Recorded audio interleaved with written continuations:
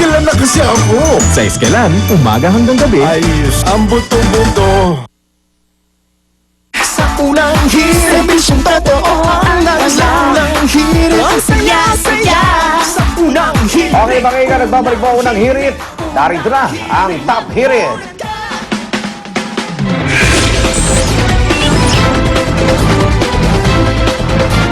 Sa mga motorista natin dyan, abay, kilos na. Baka makahabol pa kayo sa pagpakrudo dahil tumaas na naman po ang presyo ng langis. Simula ngayon alas 6 ng umaga, piso ang magiging dagdag presyo sa gasolina, diesel at kerosene ng kumpanyang Petron, Chevron at Total. Nauna na nagpatupad ng dagdag presyo sa diesel at gasolina ang kumpanyang Eastern Petroleum kaninang hating gabi.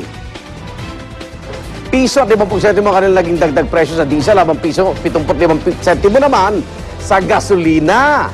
Yan. Ang panibagong oil price hike na yan, epekto pa rin ng paggalaw daw ng presyo ng langis sa pandaigdigang merkado.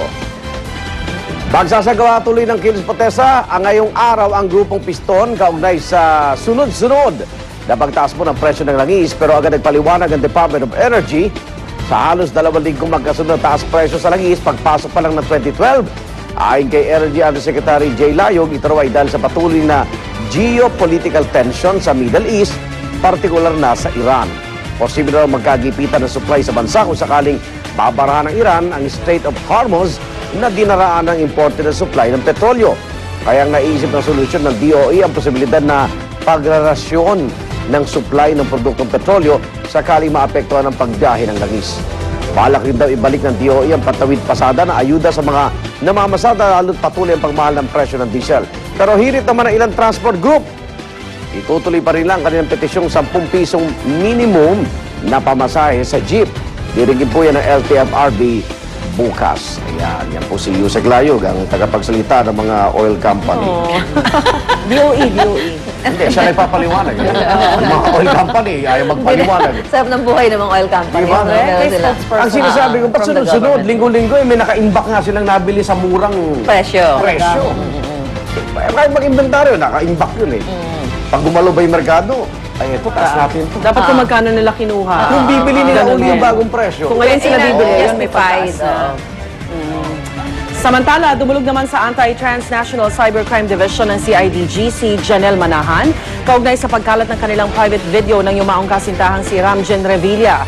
Gusto ni Janelle na maparusahan ang nag-upload ng kanilang video sa internet. Muling giit ng kampo ni Janelle, ang ina at mga nakababatang kapatid ni Ramjen ang may pakana ng pagkakalat ng video. Pero agad naman itong itinanggi ng kapatid ni Ramjen na si Gail Bautista Furoyama dahil may respeto raw sila kina Ramjen at Janelle.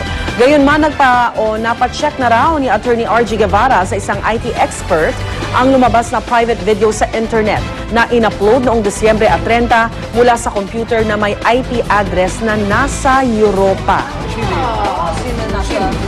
Sino ba yung wala sa I'm ready. I can't control them anyways. Sino ba yung wala sa mga magkakapatid din lumilibot? If ever siya lang yung suspect. Diba? Sino Parang pa ba? tanong natin, alam naman natin yung sagot. Sinaaral lang namin nasa Turkey. Turkey. Wala siya sa Turkey. Nasa other part of Europe. Correct. At ito naman ang inaabangan ng marami dyan ang pagsisimula ng shooting ng Hollywood film na The Bourne Legacy ngayong araw dito sa Metro Manila. Kaya simula ngayong umaga hanggang sa Biyernes, sarado na po ang Laverisa Street sa Maynila mula alas 5 ng umaga hanggang alas 6 ng gabi. Posible rin daw isara ngayong araw ang bahagi ng Quirino Avenue at San Andres mula alas 7 ng umaga hanggang alas 5 ng hapon.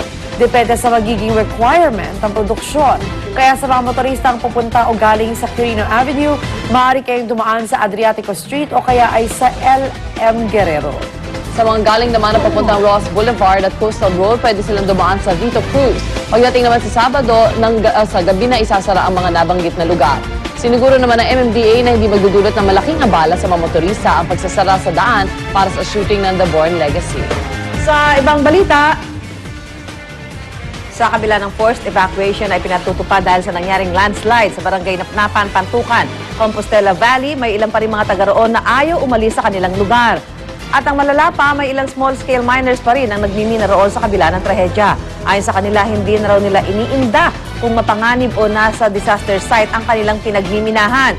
Sa ngayon, may mahigit 100 pang individual na nagpaiwan sa sitio Diak 1. Dahil nila wala pang pinangakong 3,000 pisong cash assistance ng gobyerno, kaya di na rin muna sila bumaba sa bundok.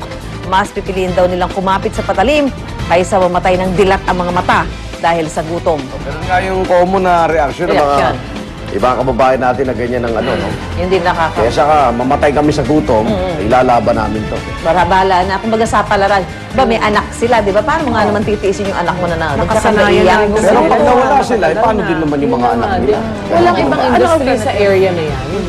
Wala, kailangan livelihood. Livelihood. Okay, pasadaran natin ang mga aksyong balita sa mga ito. Narito na po, Ronda Reports.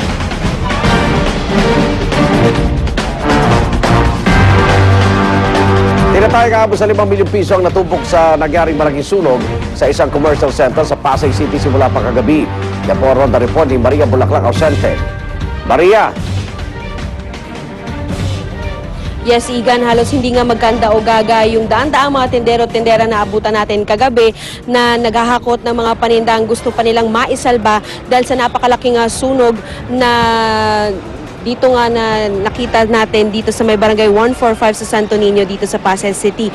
Bandang alas 8 nga ng gabi, Igan, ang rumisponde ang mga bombero sa sunog na tumupok sa daang-daang mga stalls sa loob mismo ng South Terminal Commercial Center. Kwento ng isa sa mga nakausap nating tendero, hindi malayong ang mga nakita niya mga bata na naglalaro ng fireworks daw ang pinagmulan ng sunog.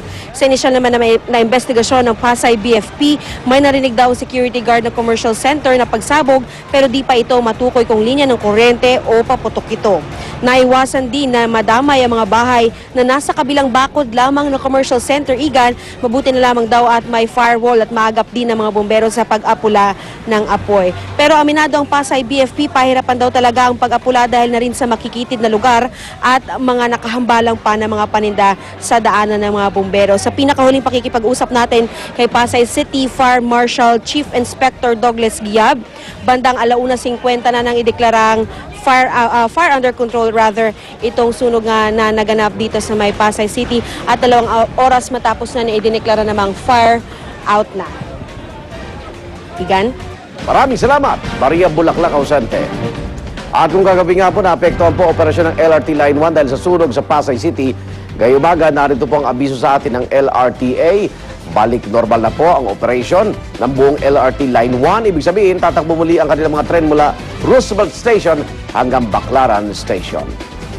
Sa iba pang Ronda Report, sugatan ng isang rider motosiklo matapos siya sumalpok sa isang nakaparadang truck sa bahagi ng Marcos Highway sa Pasig City kaninang madaling araw. Tila raw kasi nakikipagkarerahan ng rider sa isang kotse kaya di niya napansin ang truck. Wala namang kinalaman truck, nakapark lang yun. Yan po Ronda Report ni Oscar Oida. Oka. Yes, Igan, nalagay nga sa langayin ang isang lalaking rider matapos sumalpok ang kanyang sinasakyang motorsiklo sa likuran ng isang nakaparadang truck sa may Barangay de la Paz, Pasig City, pasado alas 10 ng madaling araw. Ayon sa truck driver, gulat na lamang daw siya nang makarinig siya ng malakas na kalabog na sanghinga ng sumalpok na tricycle o ng motorsiklo sa likod ng kanyang truck. Nang tignan nila, nakita na lang nila ang nakahandusay na rider. Ayon sa mga responding rescuer, nagtamo ng ilang sugat sa katawan ng naturang rider. Nagkaroon siya ng sugat sa may braso habang naputulan naman siya ng isang daliri sa kanang kamay. Sa mga sandali ito ay naisugod naman na sa ospital ang naturang rider. Igan? Maraming salamat, Oscar Oida. Ibang balita naman tayo, bago pa magsimula ang impeachment trial ni Supreme Court Chief Justice Renato Corona sa Lunes, umatras na ang isa sa mga abogado niyang si Attorney Ernesto Francisco. Ngunit hindi niya idinetalya ang dahilan ng kanyang pag-atras bilang miyembro ng defense team. Samantala, ayon sa lead counsel ni Corona na si dating Justice Serafin Cuevas, may kinalaman daw ito sa paghawak noon ni Attorney Francisco sa ethics case laban kay Senator Judge ng impeachment trial na si Manuel Villar sa Senado, kaugnay sa umano'y irregularidad sa C5 Road Extension Project. Napaulat na naunang umalis sa defense team si former Justice Hector Hofilena. Pero depensa ni Cuevas, hindi raw naman kasi naging opisyal na abogado ni Corona ang dating hukom.